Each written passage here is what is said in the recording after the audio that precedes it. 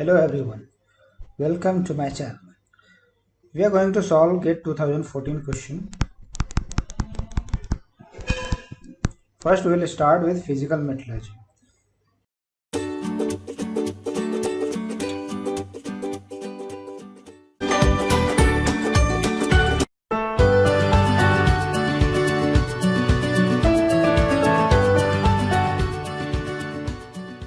Which one of the following microstructures of a nickel-based superalloy imparts the highest creep resistance? So guys, we know about creep resistance. It is basically high temperature property. At high temperature, it does not allow the deformation, right? When deformation is very less, then we say that it is a very creep resistant material. Okay. So will it be fine grained aqueous, coarse grained aqueous, columnar or single crystal? So we know that at high temperature there is a grain boundary sliding which takes place, and also the atomic movement which takes place through the grain boundary, right, at high temperature. And this atomic movement through the grain boundary happens through two mechanisms. One is called as Coble creep, and the second is Navarro creep, right? So that means whenever there will be presence of grain boundary, that will lead to deterioration of creep resistance. So the answer will be a single crystal material, right? So single crystal material will have the highest creep resistance. Okay, fine. Now let us move. A mercury is cooled from room temperature to 3 Kelvin. Okay, its electrical behavior changes from that of, if you see, we know that mercury is a one kind of conductor, right? Now whenever we decrease the temperature such that we bring it to very close to 0 Kelvin, say suppose here we are bringing up to 3 Kelvin. So what happens, this conductor changes to superconductor. And what is the definition of a superconductor? A superconductor is a material which has approximately zero resistivity, right? That means the resistance to flow of the current will be effectively zero, right? We know R is equal to rho L upon A. See? Since rho is zero, that means the complete resistance will be about zero. So there will be 100% transfer of the electricity. Okay, so that becomes a superconductor. And we know that at room temperature mercury is a conductor since it is a metal. Okay, let us move. Which one of the following can avoid well decay of austenitic stainless steel? So it is talking about the well decay. So how well decay occurs is that suppose we are welding two pieces of SS grade stainless steel, right? Suppose SS304. So when we do welding, so what happens? At this point the welding has taken place, but just near to this the temperature distribution, if you see, it is the highest temperature at the center it will be, then temperature it will drop. Fine. So at this region the temperature reaches in the zone of 500 to 800 degrees centigrade, and this temperature is enough to make chromium react with carbon which is present. The chromium which is there, it is in substitutional solid solution, right? So this reacts with carbon and forms Cr23C6. Okay, so when it forms, it goes to the grain boundary, right? When it goes to the grain boundary, the near region, I am showing it in large form. Suppose this is the grain. So at the grain boundary Cr23C6 has reached, right, at the grain boundary. See, so what happens at near to this grain boundary? So this region will be without chromium, right? So when chromium will be lost, so that's why due to the absence of chromium the attack of the corroding environment will be high, and that causes basically the weld decay. So weld decay means after welding, just near to welding, what happens? There are chances that it will get corrode, right? Okay, so which of the following can avoid weld decay? So how can we avoid? So we can decrease this carbon, right? We can decrease this carbon, or we can add some alloying elements so that some carbide will be forming, right? So here the option it is given a reducing carbon content. Yes, it can. Let us see other option. Increasing carbon content, no.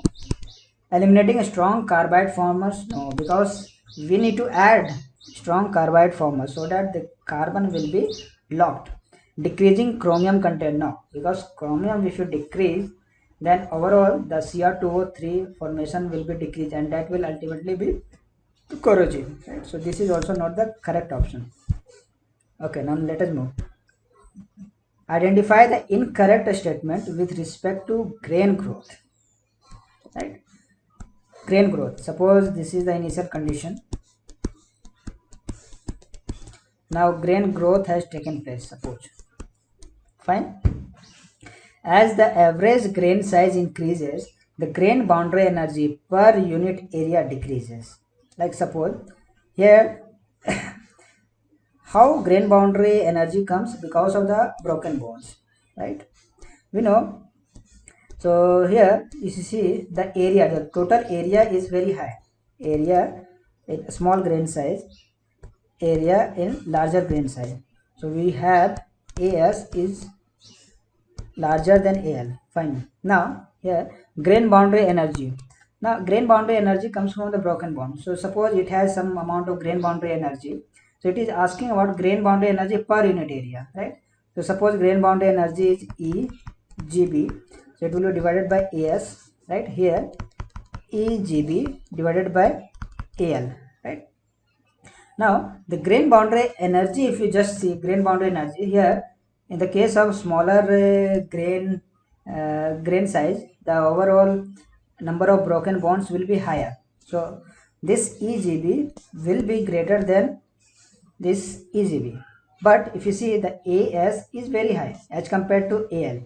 So what happens?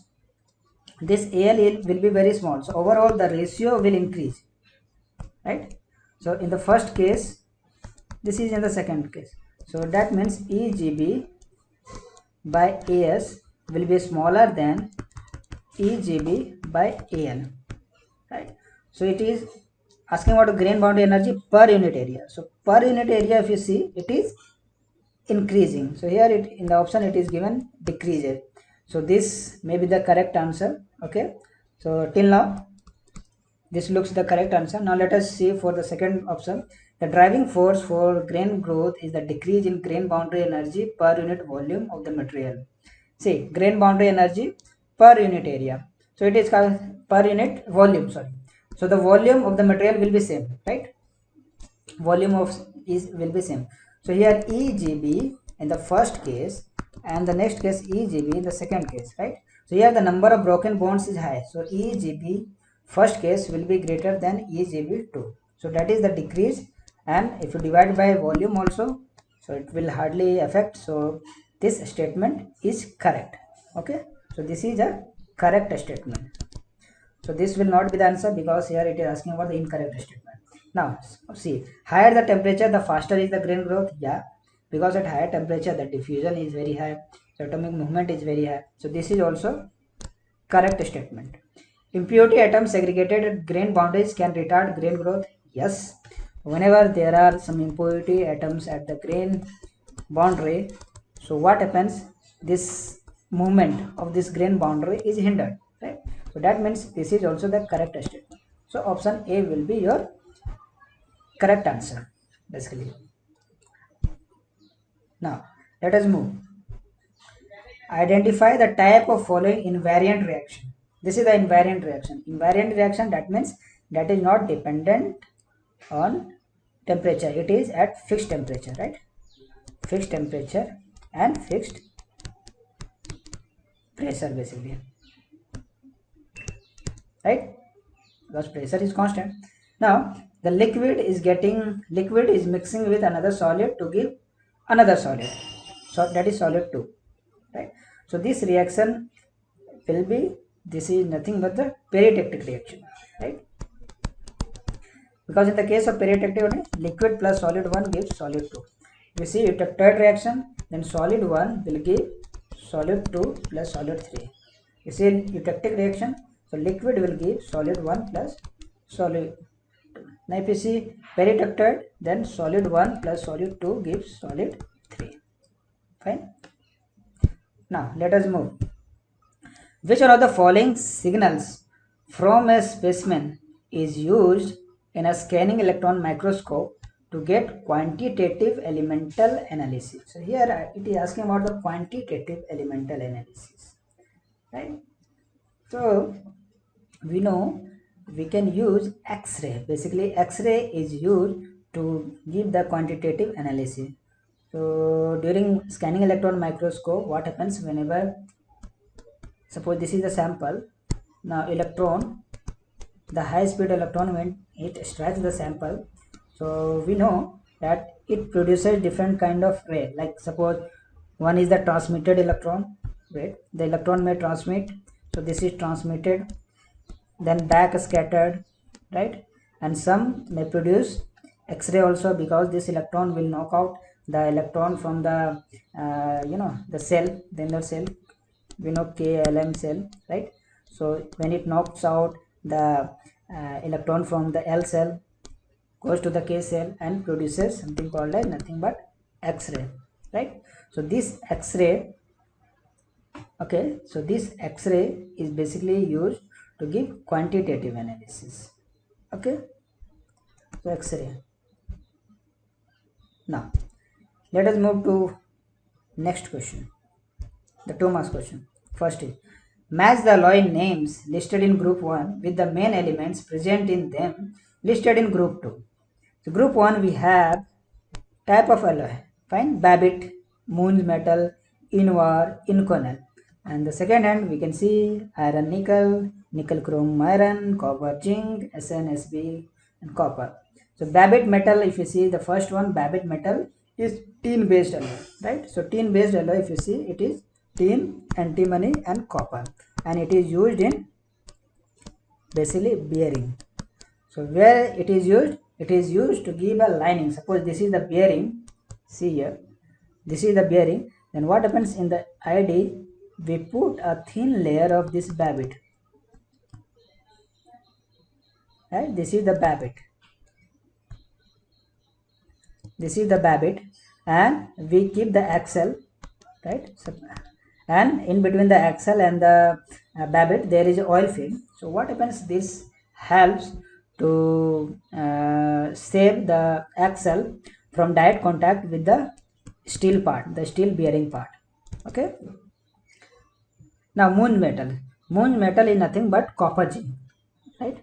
So copper zinc alloy, different types of copper zinc is basically called as the moon metal.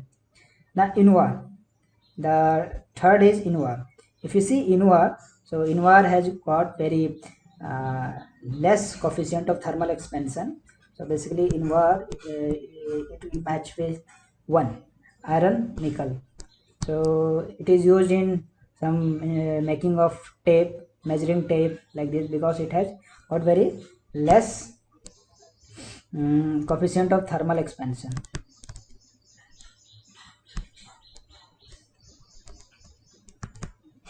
Thermal expansion.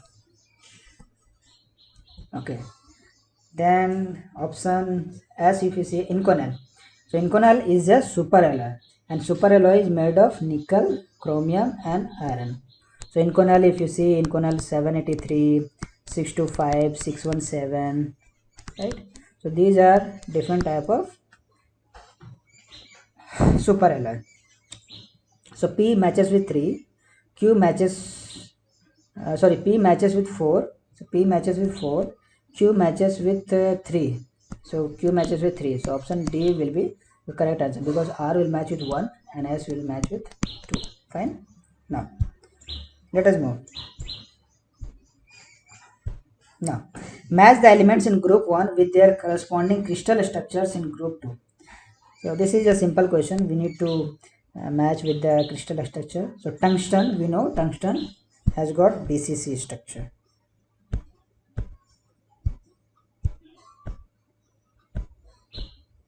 Tungsten, it has got BCC structure, right? Nickel, FCC structure. Magnesium, sorry, SCP structure. Then polonium is the only metal which has got simple cubic structure. Fine. So T matches with 3, Q 4. So P matches with 3, Q matches with 4, R matches with 1, S matches with 2. So option B your correct answer. Now let us move. The atomic radius of aluminum is 1.431 angstrom. The interplanar spacing of 111 plane in aluminum is.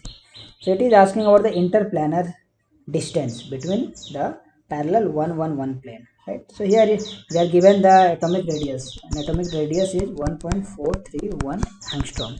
Fine. And we know this is a FCC structure. The aluminum has got FCC structure.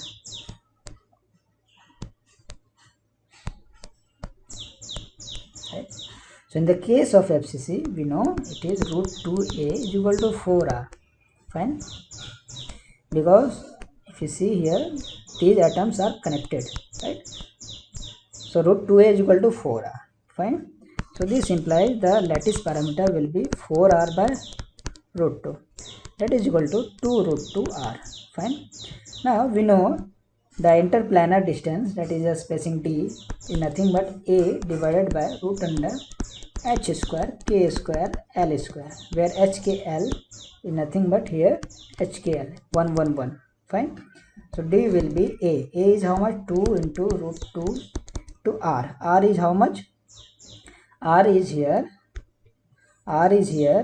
1.431 into 10 power minus 10. Fine. 1 plus 1 plus 1, right? So it is asking in the angstrom only. So let us calculate this one. Okay, calculate by yourself.